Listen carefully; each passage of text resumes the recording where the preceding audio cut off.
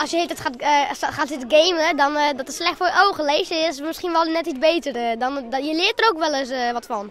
Er waren volop doense bij de start van de Bennenboekenwieken in Boetenpost. Het thema dit jaar is vol avontuur.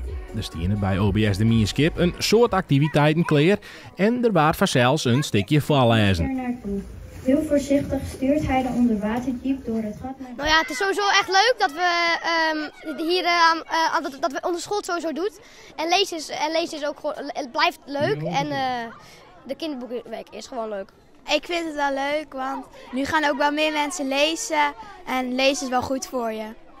De Bennenboekenwieken jouwt lezen extra omtinken en maakt het voor de band aantrekkelijk terug door een thema om te kappelen. Dat is wichtig, neffens Master Albert. Wat we zorgen is dat er echt wel naar je Bennenboeken uitkomen rond die tijd, dus dat is wel heel mooi.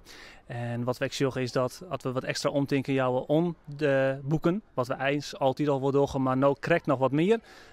Dat je zorgt dat als er een thema is, dat band toch even wat gauwer een nijboek pakken of toch even wat meer erover met elkaar. Dus als band maar elkaar erover dan leeft een boek echt wat meer en dan leeft een thema echt meer.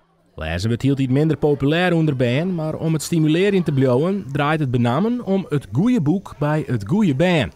Het hoeft niet altijd een leesboek te wezen, het mag een stripboek wezen of een kookboek, of zodat het echt bij de band past en dat ze ik zorgen dat lezen leuk is en dat je daar een heel soort willen mag hakken. Vooral spannende boeken en dat er echt een vol avontuur in zit, ja.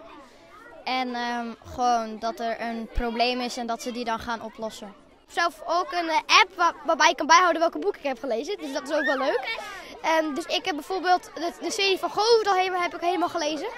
En dat soort boeken vind ik wel echt heel leuk.